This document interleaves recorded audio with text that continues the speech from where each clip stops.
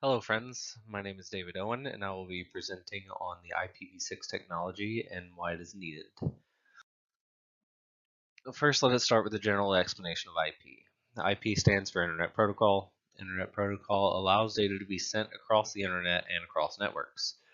The IP versions in use today are IPv4 and IPv6. Every device is assigned a unique IP address, and that is used to send and receive data. Think of it as a marker or a tag that tells the network devices where to send information. Whenever you request a web page or send an email, data is being sent to and from IP addresses. IP protocol packets encapsulate the data and add a header with its own information. The information includes a source address and a destination address. This information is attached to everything you send out over the internet. For example, when you request a web page, you are simply sending a request to a destination IP address for the information on their page. Their page in turn sends you the information requested to the source IP address that was on the request. This is a very brief explanation, and there's a lot more to packet format and to Internet protocols, but I just want to give you a general understanding before we dive into IPv4 and IPv6. All of this happens at layer 3. Layer 3 of the TCP, IP, and OSI model layers. Internet protocols all operate at layer 3, as you can see in the image. This image may be referenced later, but for now we are in layer 3. To fully discuss the need for IPv6, we must first have a working knowledge of IPv4. The history of IP, all versions, is pretty interesting, and it starts with ARPANET, the Advanced Research Projects Agency. ARPANET was a part of the U.S. Department of Defense and came alive in 1969, connecting only 4 hosts. Think of a host as a single device, a single computer. This expanded to 213 hosts in 1981. The implementation went through 3 other versions before finally landing on IPv4. The first TCP IPv4 draft was published in 1978, but it took 3 more years before the draft became a standard. Then on the 1st of January in 1983, ARPANET switched from NCP, an earlier version, to the TCP IP model, or IPv4. The network was growing, but the thought was that 4.3 billion addresses should absolutely be enough, right? IPv4 is still used to this day and is the most common way that traffic is routed over the internet. If you were to go to the command prompt of your PC at home and type ipconfig, you would find your IPv4 address. This protocol is connectionless, which simply means that it will send out your data without prior arrangement or without an established connection to the receiving end. It operates on the best effort delivery model. This model does not guarantee delivery or proper sequencing or avoidance of duplicate delivery. Those guarantees are handled at the transport layer, which is layer 4 of the TCP IP and OSI models, as referenced before. IPv4 uses a 32-bit addressing system using a dotted decimal notation. An example of the IPv4 address is 172.16.254.1. Addresses range from 0.0.0.0 to 255.255.255.255 for a total of approximately 4.29 billion unique addresses. As we discussed earlier, this should be enough, right? Some sections in the range of addresses are reserved for private networks and multicast addresses. These reserved addresses can be found at the link provided.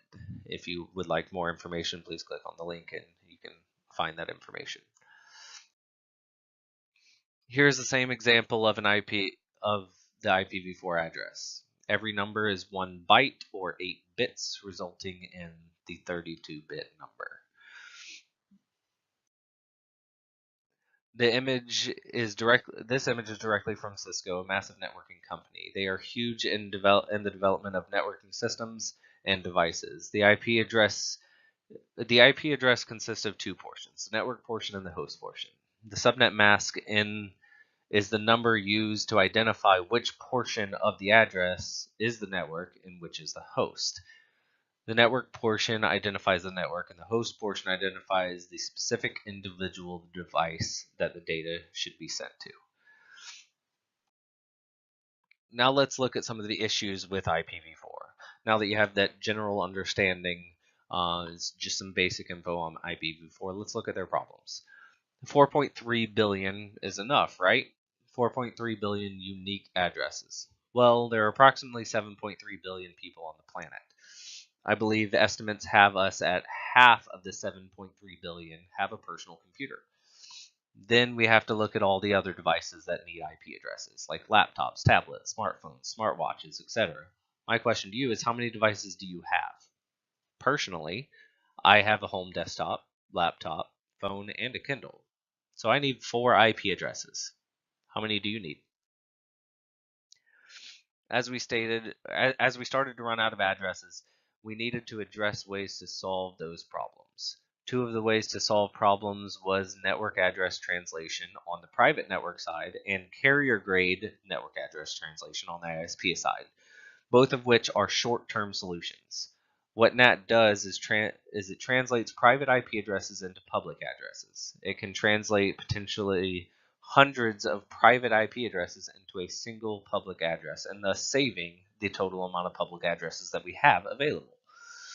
This is pretty common in private networks, businesses, etc., and can also be done at the ISP level, like Comcast.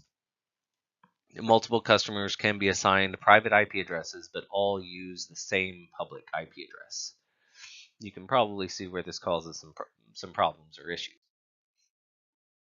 I know we just showed NAT as a solution to IPv4, but there is also problems with it as well. As we discussed, it is one public address with multiple private addresses behind it. This can break some applications, and it provides no additional security against internet threats. This results in cost increasing with no real counter benefit, as we are still running out of IP addresses, or have already run out. The only good long-term solution that we have come up with is IPv6. IPv6 expands the total number of unique addresses. The only reason that we have not fully implemented IPv6 is the time and cost it would take to convert everyone at once. Tons of issues could arise from doing it too quickly. So we are in a bit of a slow process. The solution to IPv4 is IPv6. Well, what happened to IPv5?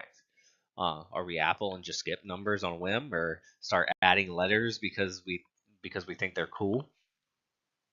There was a version called Internet Stream Protocol, or ST for short. It was developed by means of streaming video and voice data, developed by Apple, of course. Any Next and Sun Microsystems.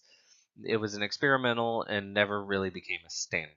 Never really got that traction to become a standard protocol. I know it seems like a long lead up to IPv6, but we're finally here. IPv6 was developed by Internet Engineering Task Force, IETF, to deal with the problem of IPv4 address exhaustion. As you will soon discover, IPv6 has many similarities to IPv4. In December of 1998, IPv6 became a draft standard for IETF. But it wasn't until July 14th, 2017 that it was ratified as an Internet Standard Protocol. To start the explanation of how IPv6 works, we should know hexadecimal. IPv4 was a dotted decimal notation, but IPv6 uses hexadecimal notation. In our world today, we are used to base 10. The numbers in base 10 are just 0 to 9, and then it resets back to 10, back to 1, 0. Binary is base 2, which is easy enough. You start with 0, then your next number is 1, then your next number is 1, 0, then 1, 1, then 1, 0, 0, and etc. Hexadecimal gets a little bit more complicated as it uses letters to represent binary numbers. A, B, C, D, E, F. all are used to represent binary numbers, and all of this can be referenced in the image on the page. IPv6 uses a 128-bit addressing system as opposed to the 32-bit in IPv4. The example is just one of approximately 340 undecillion unique addresses. Undecillion is 3.4 times 10 to the 38th power. Basically, I don't think it would even be possible to fit that many people on the planet shoulder to shoulder. It is a lot of addresses. I think this may be enough addresses that we shouldn't run out anytime soon, right? Should be enough. Should be enough this time. Here's another example an explanation of how the address scheme works. Every 4 hexadecimal numbers is called a hextet. Each hex number is converted into a 4-bit binary number, resulting in 16 bits per hextet. 16-bit hextet times 8 hextets gives us our 128-bit addressing scheme. IPv6 addresses are extremely long and just pain to read out. IPv6 addresses are extremely long and just a pain to read out, but there are a few ways of compressing the address. All of the leading zeros in each hextet can be omitted. If you see less than 4 hex numbers in the hextet, that means there are zeros in front. Also, a single string of zeros can be compressed into one double colon, as highlighted in blue. This can be done only once in an address. If it had 2 double colons, there would be no way of knowing how many sets of zeros were on each.